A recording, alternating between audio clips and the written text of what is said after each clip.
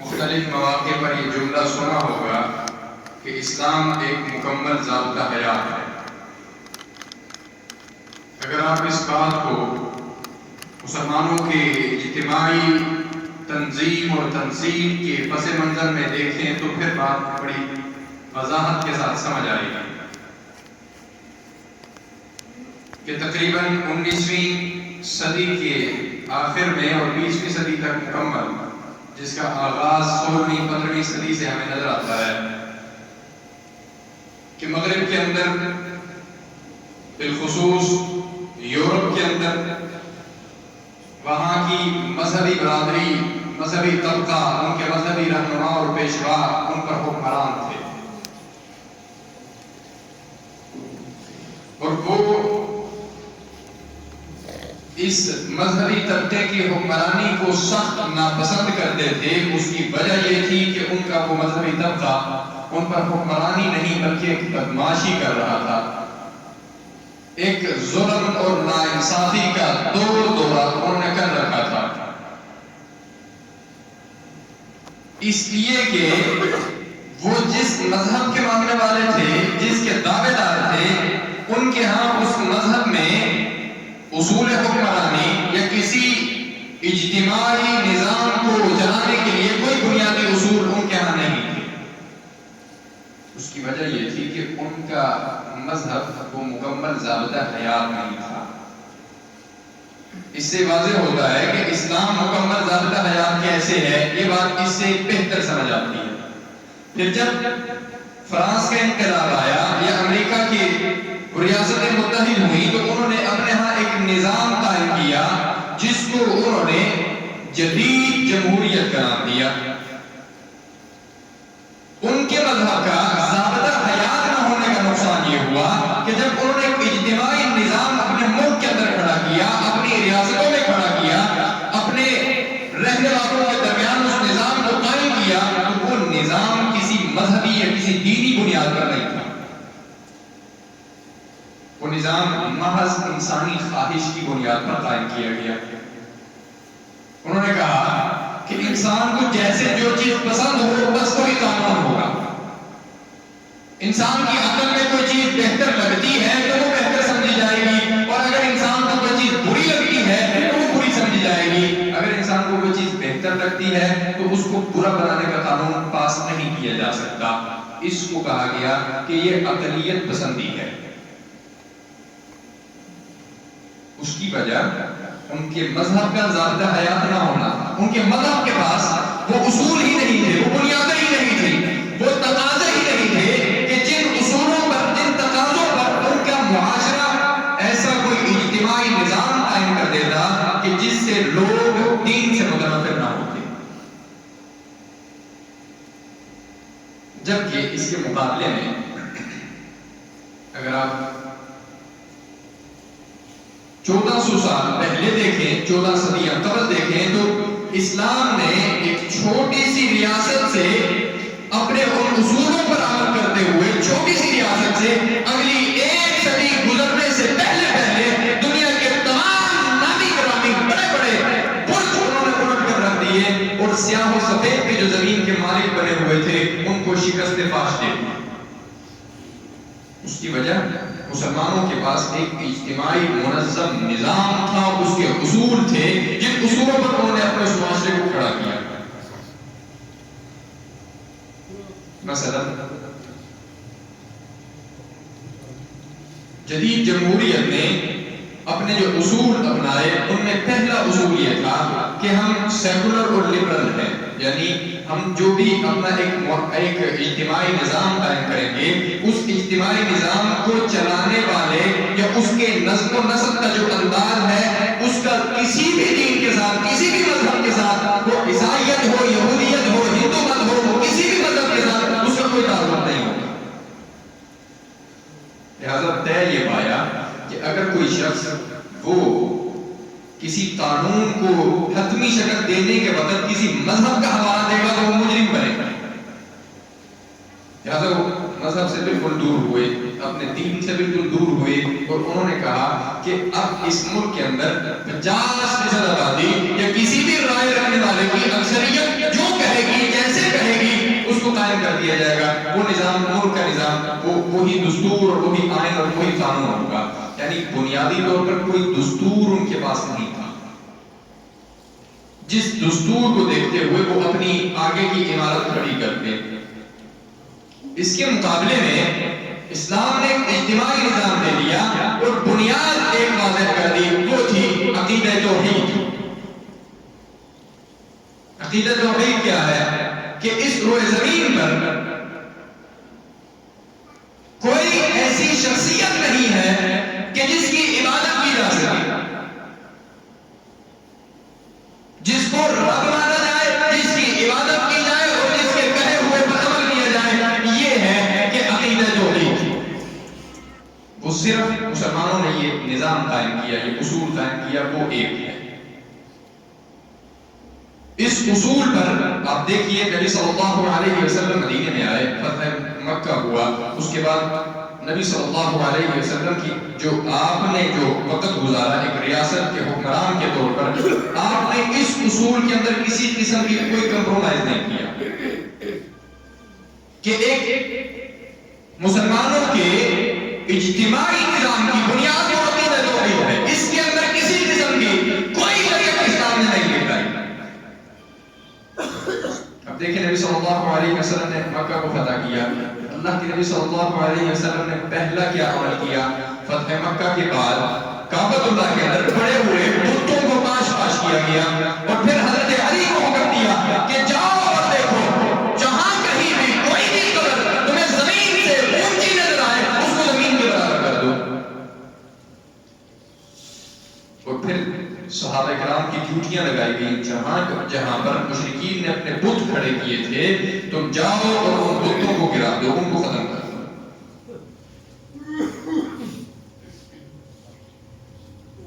اس کے اندر ایک اللہ تبارک و تعالیٰ نے ایک جسمانی عبادات کا حکم دیا، جس کو روایتی عبادت آپ کہہ سکتے ہیں بات سمجھنے کے لیے، کہ جو نماز روزے کی شکل میں ہے.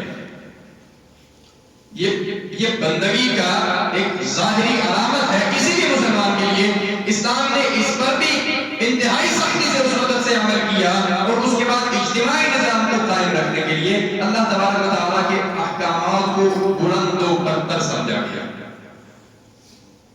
اب دیکھیے حضرت رسول اللہ صلی اللہ علیہ وسلم کے بعد خلفائے راشدین میں سے حضرت عمر نے اپنے تمام خلفاء کو خط لکھا، ریاست کے والیان کو، گورنران کو، اس وقت کے جو ان کے وزراء اعلیٰ تھے ان کو خط لکھا. خط میں موطا امام مالک کی ابتدائی احادیث میں سے ہے، اس میں الیہ الصلاۃ.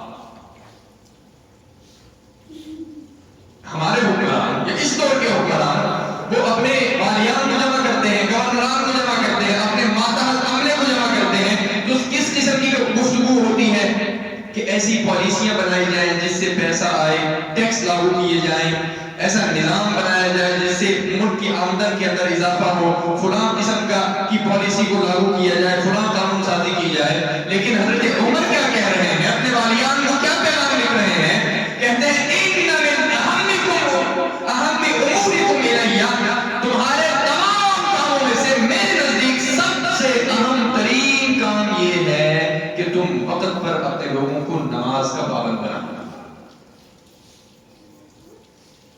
یہ وہ بنیاد ہے جو اسلامی ریاست کو، اس کے امن و امان کو، اس کی تنظیم اور تنصیب کو، اس کی ترقی اور تحول کو قائم رکھتی ہے اور نماز. اور یہ عقیدہ توحید کی ظاہری علامات میں سے پہلی علامت ہے. اس لیے حضرت عمر رضی اللہ تعالیٰ عنہ کا عدل و انصاف، آپ کا زمانہ وہ کسی سے ڈھکا چھپا نہیں ہے، اس کی ترقی. حضرت عمر کے زمانے میں لوگوں نے، مجاہدین نے جب فتوحات کا سلسلہ جب جاری کیا تو ہرقل جو اس وقت کے بڑے جو دو بڑی طاقتیں تھیں، قیصر اور کسریٰ، روم اور ایران کی دو بادشاہتیں تھیں، تو ایران کی بادشاہت کو خاک کر دیا، مسلمان قیصر کی بادشاہت کے پیچھے گئے. تو ہرقل بھاگتا پھر رہا تھا ایک شہر سے دوسرے شہر، یہاں تک کہ وہ قسطنطنیہ کی جانب جا رہا تھا. تو راستے میں ٹیلے پر وہ چڑھا، مسلمانوں کی خبر لینے لگا. تو اس کے ساتھ ایک شخص تھا جس نے مسلمانوں کے ساتھ قید میں وقت گزارا تھا. سلابی اس واقعے کو نقل کرتے ہیں، اس دور کے مشہور مورخ ہیں، وہ لکھتے ہیں کہ قیصر نے اس سے پوچھا کہ مسلمان کیا ہیں، ان کے بارے میں تمہاری کیا رائے ہے، تم نے ان کے ساتھ وقت گزارا ہے؟ کہنے لگا، وہ شخص بتانے لگا کہ یہ مسلمان راتوں کو یہ ہمیشہ اپنے رب کے حوالے ہو جاتے ہیں، اسی کے سامنے سر پہ سجود رہتے ہیں، رات کو اسی کی عبادت میں گزار دیتے ہیں، دن کو یہ گھوڑوں کی پشتوں پر بیٹھ جاتے ہیں، اور یہ جب بھی کسی کے پاس جاتے ہیں سلام کر کے جاتے ہیں، اور جو کوئی ان کو چھیڑے، ان کے دین کا مذاق اڑائے، ان کی سلطنت کو کسی قسم کی للکار لگائے، یہ اس کے ساتھ ایسا جھگڑا کرتے ہیں کہ یا تو اس کو صفحہ ہستی سے مٹا دیتے ہیں یا اپنے ماتحت تسلیم کروا دیتے ہیں۔ جب اس نے مسلمانوں کی اس جرت کا اور اس بنیادی اخلاقی مضبوطی کی گواہی اپنے ہی شخص کے منہ سے سنی تو اس نے کہا کہ اگر جیسے تم کہہ رہے ہو یہ واقعی ویسے ہیں تو پھر ان کو دنیا فتح کرنے سے کوئی نہیں روک سکتا۔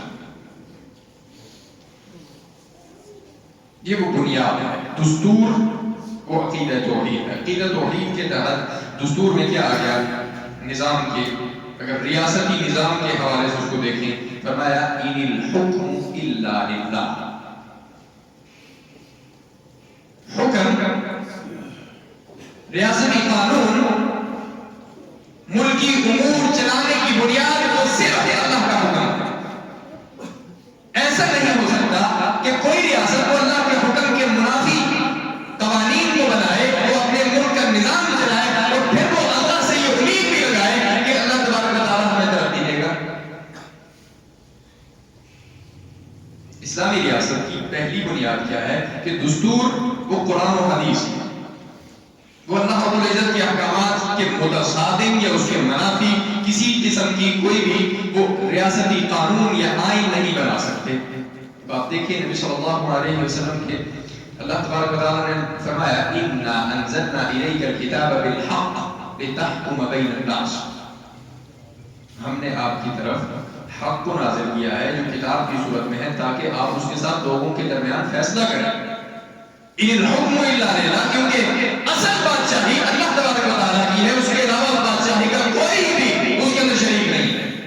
سو جب بادشاہی اس کی ہے، للہ ما فی السماوات و ما فی الارض، زمین و آسمان اس کے ہیں، تو پھر حق بھی یہ ہے کہ اسی کا حکم نافذ کیا جائے، اسی کے مطابق چلا جائے، اپنی مرضی کو مسلط نہ کیا جائے۔ حضرت عمر رضی اللہ تعالی عنہ جب بھی کوئی نئے مسئلے میں درپیش ان کو ہوتا تو وہ سب سے پہلے یہ بات کہتے کہ اس میں اللہ کے رسول نے کیا کہا، یا اللہ تبارک و تعالیٰ کی اس کے اندر کیا دلیل ہے۔ پھر اس کے بعد کسی قسم کی کوئی شد و مد نہیں ہے، کوئی پس و پیش نہیں ہے، کسی قسم کا کوئی اس میں غور و فکر کرنے کی گنجائش نہیں ہے۔ حضرت عمر کے پاس ایک کیس آیا کہ صنعاء کے اندر ایک قتل کے اندر 7 لوگ شریک ہیں، یعنی ایک بندے کو 7 افراد نے مل کر قتل کیا ہے۔ حضرت عمر نے قرآن کی آیت پڑھی، اللہ تبارک و تعالیٰ نے فرمایا وَكَتَبْنَا عَلَيْهِمْ فِيهَا أَنَّ النَّفْسَ بِالنَّفْسِ، ہم نے تم پر یہ فرض کیا ہے کہ ایک بندہ قتل ہو، اس کے بدلے میں قتل کرنے والے کو قصاصاً قتل کیا جائے گا۔ یہ اسلامی قانون اللہ تبارک و تعالیٰ نے نازل فرمایا۔ حضرت عمر نے جب اس کو پڑھا، پھر اپنا کیس دیکھا کہ جو قتل ہوئے ہیں یہ 7 افراد ہیں کرنے والے، یہاں پر ایک کے بدلے ایک کا مسئلہ ہے۔ تو حضرت عمر نے حضرت علی کو بلایا، پوچھا کہ علی میرے پاس یہ مسئلہ آیا ہے کہ ایک بندے کو 7 افراد میں قتل کیا ہے، جب میں نے قرآن کی دلیل دیکھی تو اس میں ایک کے بدلے ایک کا ذکر ہے، اب یہ 7 افراد والے مسئلے کا قرآن میں ذکر نہیں ہے۔ حضرت علی رضی اللہ تعالیٰ عنہ نے قرآن سے ہی اجتہاد کیا، فرمایا اے عمر آپ یہ بتلائیے کہ اگر ایک شخص کے بجائے ایک چیز کے اندر 2 افراد شریک ہوں چوری کرنے میں، اب چور کی سزا اسلام نے ہاتھ کو کاٹنا رکھا ہے، لیکن ایک چیز میں 2 افراد اکٹھے ہو کر شریک ہو کر وہ چوری کرتے ہیں تو ان کی کیا سزا ہے؟ حضرت عمر نے فرمایا واقعتاً ان میں سے ان دونوں کے ہاتھ کاٹے جائیں گے کیونکہ وہ اپنے جرم میں برابر کے شریک ہیں۔ فرمایا اسی طرح قتل میں جو افراد برابر کے شریک ہوں وہ بھی اسی طرح قصاصاً قتل کیے جائیں گے۔ اچھا اب اس کے اندر جو نقطہ ہے وہ یہ، نہ حضرت علی نے نہ حضرت عمر نے اپنی خواہش کا کچھ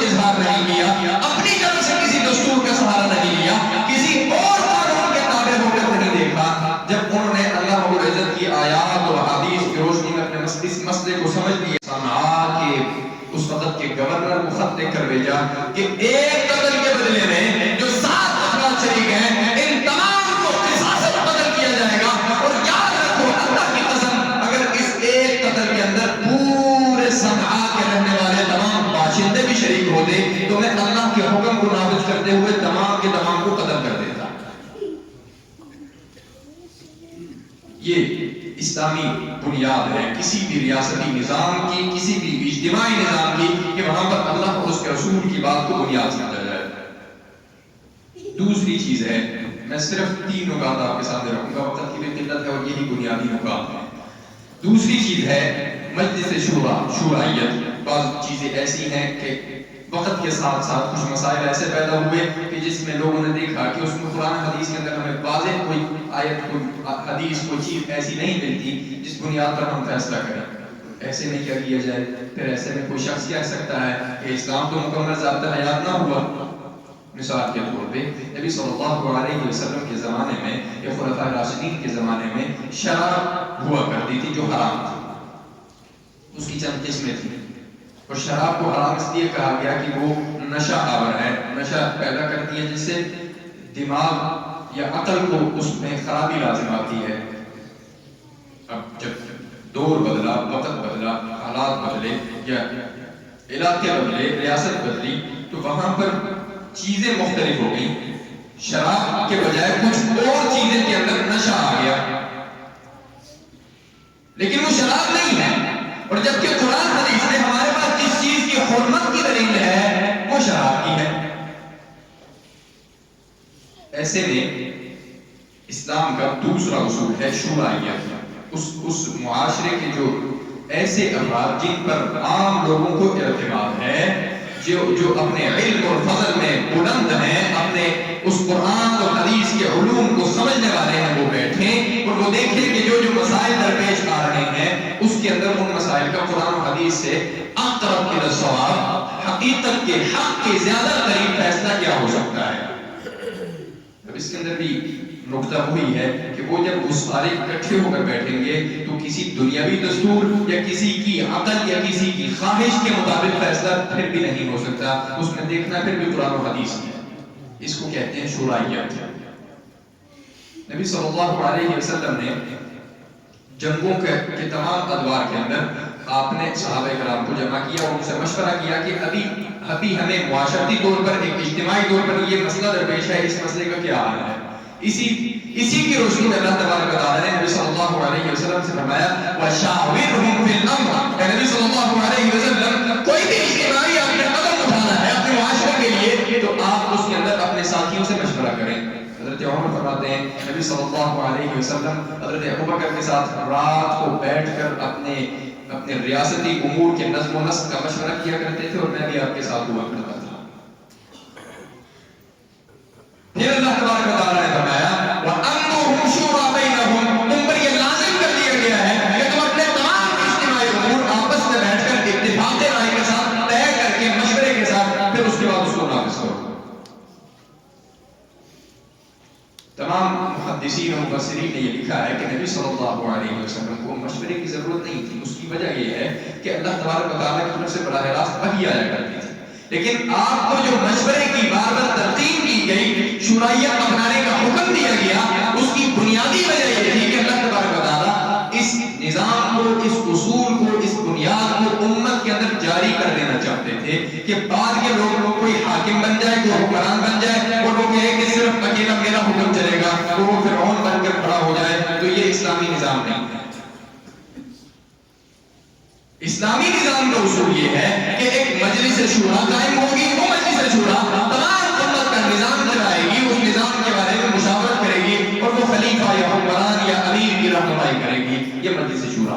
نبی صلی اللہ علیہ وسلم کے بعد حضرت ابوبکر, عمر, عثمان, علی رضوان اللہ علیہم اجمعین نے اسی طریقے کار کو اپنایا. حضرت عمر رضی اللہ تعالیٰ عنہ ایک مرتبہ آپ نہامن کے مارکے کی قیادت کرنے کے لیے اٹھے. آپ نے فرمایا کہ یہ جنگ خود میں اپنی قیادت میں جا کر لڑوں گا. پھر آپ نے تمام کبار صحابہ کرام کو جمع کیا ان کو جمع کرنے کے بعد آپ نے ان سے پوچھا کہ میں اس کی قیادت کرنا چاہتا ہوں، تم اس بارے میں کیا کہتے ہو؟ حضرت عثمان، حضرت علی، حضرت عبد الرحمن بن عوف رضی اللہ عنہم وہ کھڑے ہوئے، انہوں نے حضرت عمر کو فرمایا کہ آپ جائیں گے تو اس کے نقصان یہ ہے مرکز کمزور ہو جائے گا، خلیفہ خود اٹھ کے وہ ایک جنگ کے لیے چلا جائے تو دشمن کو یہ پیغام ملتا ہے کہ تمہاری اس قدر بڑی مسلمانوں کو تکلیف ہوئی ہے کہ خود خلیفہ اٹھ کر آ گیا ہے، تو وہ اپنے آپ میں شیر ہو جائیں گے، وہ اپنے آپ کو مضبوط سمجھیں گے، آپ کا جانا ایک علامتی طور پہ مسلمانوں کے لیے خطرناک ہو جائے گا۔ حضرت عمر رضی اللہ تعالیٰ عنہ نے شورا کے اس فیصلے کے بعد کھڑے ہو کر لوگوں کو مخاطب کر کے فرمایا کہ لوگوں، تمہارے اہل الرائے نے مجھے رک جانے کا حکم دیا ہے اور میں اہل الرائے کے فیصلے کا پابند ہوں، جب انہوں نے فیصلہ کر دیا تو خلیفہ اپنی مرضی مسلط نہیں کر سکتا، لہٰذا میں اس کی قیادت سے دستبردار ہوتا ہوں۔ اور حضرت عمر رضی اللہ تعالیٰ عنہ کی شرائیت کی تو مثالیں دی جاتی ہیں کہ آپ رضی اللہ عنہ نے ہر موقع پر انتہائی اہم بنیادوں پر، انتہائی اہم موقعوں پر صحابہ کرام کی مشاورت سے اپنے فیصلے بدل دیے، حتیٰ کہ امام عامر الشعبی فرماتے ہیں کہ حضرت عمر رضی اللہ عنہ کے پاس کوئی مسئلہ آتا، آپ اس میں صحابہ سے مشاورت کرتے، حتیٰ کہ ایک موقع پہ ایسا ہوا کہ آپ نے ایک مسئلے پر 1 مہینے تک مسلسل مشاورت کی، پھر آخر میں کہیں جا کر مسئلہ حل ہوا۔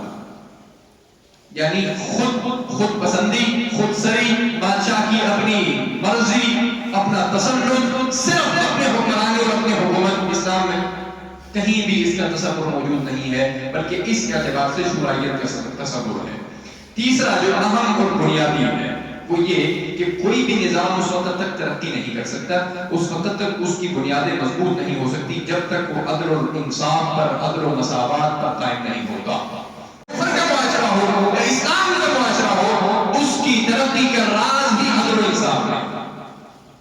اللہ رب العزت نے قرآن مجید میں نبی صلی اللہ علیہ وسلم سے فرمایا، نبی صلی اللہ علیہ وسلم آپ ان سے کہہ دیجئے امرت لأعدل بینکم، مجھے اللہ کی طرف سے حکم دیا گیا ہے کہ تمہارے درمیان میں عدل قائم کروں۔ اور پھر نبی صلی اللہ علیہ وسلم نے وہ عدل اتنے مضبوط طریقے سے قائم کیا کہ قبیلہ بنو مخزوم کی عورت نے فتح مکہ کے موقع پر اس کی چوری کا ایک کیس آ گیا۔ بنو مخزوم قبیلہ بڑا معزز قبیلہ تھا، انہوں نے کہا کہ ہماری کسی عورت کا ہاتھ کٹ جائے گا تو ہماری تو جو قبیلے کی ایک عزت ہے وہ خاک میں مل جائے گی، لہٰذا اللہ کے نبی سے سفارش کی جائے۔ لوگوں نے ڈھونڈ ڈھانڈ کر حضرت اسامہ بن زید کو پکڑا، ان کو کہا کہ آپ کو اللہ کے نبی صلی اللہ علیہ وسلم بڑا چاہتے ہیں، آپ سے بڑی محبت کرتے ہیں، آپ ہماری طرف سے سفارش کریں، ہماری عورت کی جان بخشی ہو جائے، ہماری قبیلے کی عزت بچ جائے۔ حضرت اسامہ کے انہوں نے سفارش کی نبی صلی اللہ علیہ وسلم سے، آپ کو حضرت اسامہ سے انتہائی محبت تھی، بے حد محبت تھی، اور اس محبت کی وجہ سے سارے مکہ کے اندر ایک اسامہ ملا لوگوں کو کہ جو سفارش کر سکتا تھا اللہ کے نبی کے پاس، لیکن اللہ کے نبی نے کیا فرمایا، التشبہ بحد من حدود اللہ، اے اسامہ تم اللہ کے حدوں میں سے کسی حد میں میرے پاس سفارش کر رہے ہو۔ اللہ کی قسم پچھلے زمانے کے لوگوں کی ہلاکت کی، معاشرے کی تباہی کی بنیادی وجوہات میں سے ایک وجہ یہ تھی کہ جب ان کے اندر کوئی کمزور شخص چوری کرتا تو اس کمزور کے ہاتھ کاٹ دیتے، اور جب کوئی طاقتور شخص چوری کرتا تو اس طاقتور کو چھوڑ دیتے تھے۔ یہ تو ناانصافی ہے، یہ ظلم ہے۔ یاد رکھو میں عدل و مساوات کا، انصاف کا علم بردار ہوں، اور اس انصاف کو اللہ کے نبی نے اس طرح بیان کیا، لو ان فاطمہ بنت محمد سرقت لقطعت یدها، اللہ کی قسم یہ جو فاطمہ ہے یہ تو بنو مخزوم قبیلے کی ہے جس کی تم سفارش لے کر آئے ہو، اگر میری بیٹی فاطمہ بھی چوری کرتی تو عدل و انصاف کا تقاضا یہ تھا کہ میں اس کا بھی ہاتھ ضرور کاٹتا۔ اور اس عدل و انصاف کو حضرت رسول اللہ صلی اللہ علیہ وسلم نے برابر اپنی قوم کے اندر قائم کیا۔ حضرت رسول اللہ صلی اللہ علیہ وسلم نے حضرت معاذ بن جبل کو یمن کا گورنر بنا کر بھیجا۔ آپ نے فرمایا کہ تم جس سرزمین میں گورنر بن کر جا رہے ہو وہاں پر مسلمان زیادہ نہیں ہیں، اہل کتاب ہیں، اور جب تم سمجھو گے کہ اہل کتاب ہیں تو تم ظلم کا بازار گرم کر دو گے، تم کہو گے ان کے کون سے ہم پر حقوق ہیں، لیکن یاد رکھنا ظلم نہیں کرنا، اللہ رب العزت ظالموں کو پسند نہیں کرتا اور ظلم پر معاشرہ قائم نہیں ہوتا. اللہ کی قسم جس پر تم ظلم کرو گے ہو سکتا ہے کہ وہ کسی کے پاس شکایت کرنے کے لائق نہ ہو, وہ انتہائی کمزور ہو, اس کو کوئی سننے والا نہ ہو, اس کا معاشرے کا اسٹیٹس بہت کمزور ہو, اس کو کسی اور سے شکایت نہ کرے, لیکن اس کے پاس ایک راستہ ضرور ہوتا ہے, وہ اللہ سے شکایت کرے گا. اتق دعوۃ المظلوم فإن ليس بينه وبين الله حجاب, اور کسی مظلوم کی بد دعا سے بچ کر رہنا کیونکہ اس کے اور اللہ کے درمیان کسی قسم کا کوئی پردہ نہیں. اسی لیے آپ دیکھیں حضرت عمر رضی اللہ تعالیٰ عنہ کی جو آپ کی دور خلافت ہے اس کی بنیادی وجوہات آپ کے دور کی ترقی کی وہ عدل و انصاف میں سے ان میں سے ایک عدل و انصاف ہے. آپ نے ایسا مساوات قائم کیا کہ بعض مواقع پر مسلمان اور کافر کے درمیان بھی فرق نہیں, کیونکہ انصاف کا تقاضا یہ ہے, مساوات کا تقاضا یہ ہے کہ آپ بغیر کسی طبقاتی تقسیم کے لوگوں کے اندر برابری کے ساتھ انصاف کو تقسیم کریں. حضرت عمر رضی اللہ تعالیٰ عنہ کو خبر ملی کہ مصر میں میرے بیٹے نے شراب پی تھی جس کو حد مصر کے گورنر حضرت عمر نے اپنے گھر کے اندر لگائی ہے, حالانکہ حد لوگوں کے درمیان میں لگائی جانی چاہیے. حضرت عمر نے حضرت عمرو بن عاص کو خط لکھا کہ میں نے سنا ہے کہ تم نے ایک ایسا کام کیا ہے جس کو تمہیں پتا ہے کہ میں پسند نہیں کرتا. اپنے بیٹے کو وہاں سے واپس بلوایا, مدینہ کے اندر سب کے سامنے دوبارہ سے اس پر حد لگائی. غسان کا بادشاہ جبلہ آخری بادشاہ تھا, مسلمان ہو کر مدینے میں آ گیا, بڑا عرصہ اس نے گزارا, پھر کچھ عرصے بعد وہ عمرے کے لیے مکے میں گیا یا غالباً حج کے لیے. تو طواف کے دوران بنی فزارہ شخص میں سے ایک شخص کا عام معمولی سا شخص تھا, اس کا پاؤں اس کے ازار کے اوپر آیا. غسان قبیلے کے بادشاہ کے ازار کے اوپر اس کا پاؤں آیا اور اس کا ازار کھل کر گر گیا.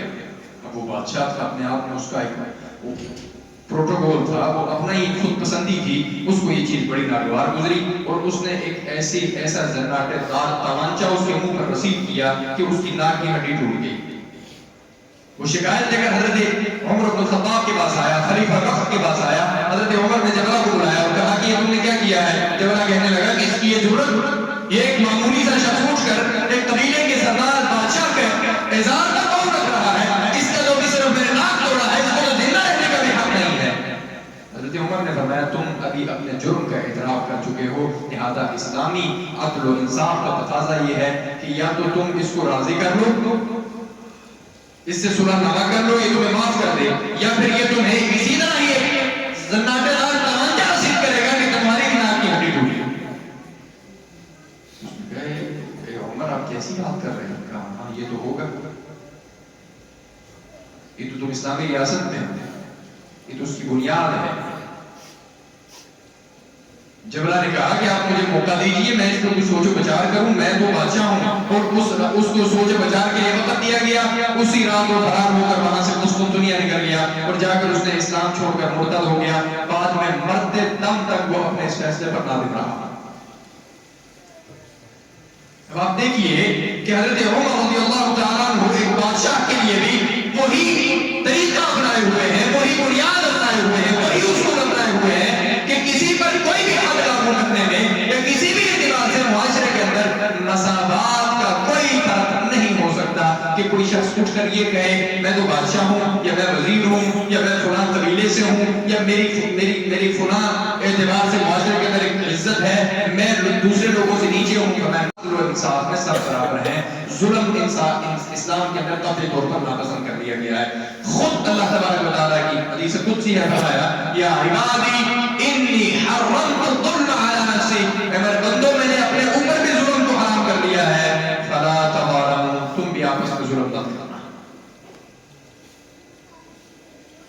امام ابن تیمیہ رحمہ اللہ لکھتے ہیں کہ عدل و انصاف کسی بھی معاشرے کی ترقی کا ایسا راز ہے کہ وہ معاشرہ اگر عدل و انصاف قائم کرے تو اللہ رب العزت ان کو ترقی دیتا ہے, اگرچہ وہ کافروں کا معاشرہ کیوں نہ ہو.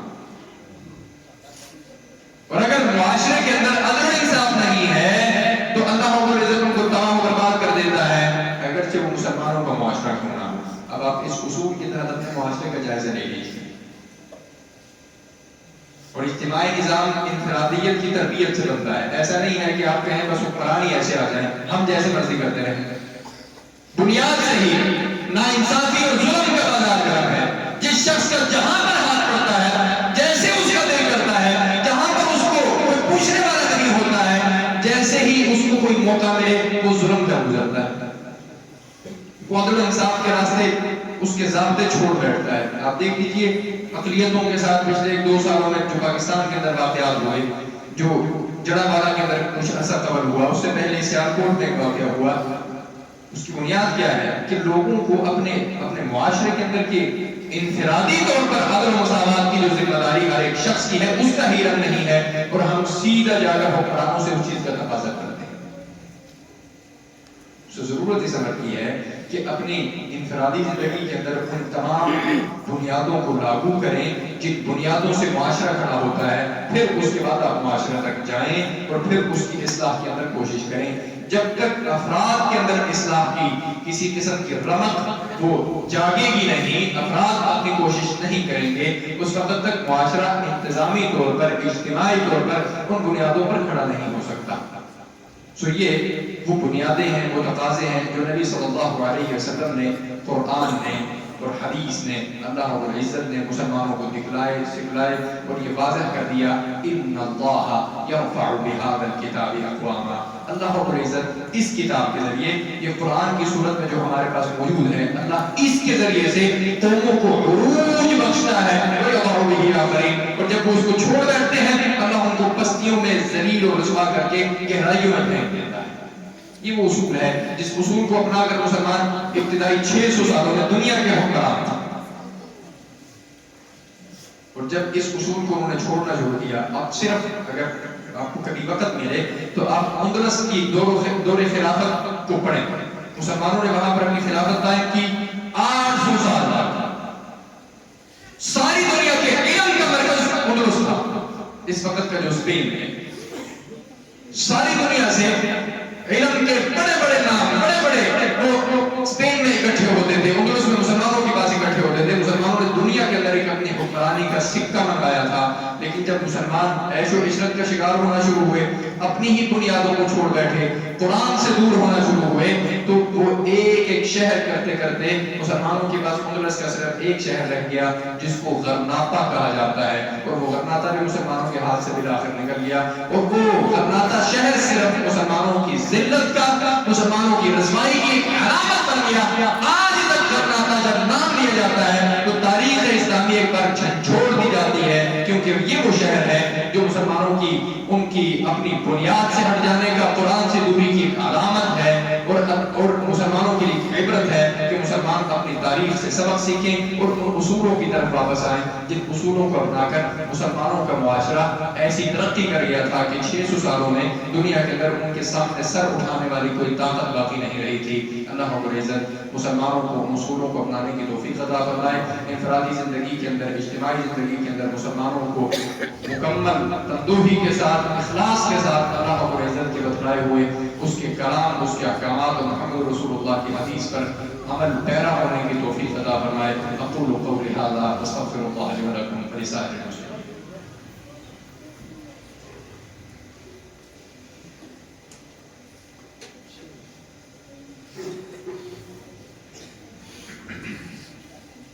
إن الحمد لله نحمده ونستعينه ونستغفره ونؤمن به ونتوكل عليه ونعوذ بالله من شرور أنفسنا ومن سيئات أعمالنا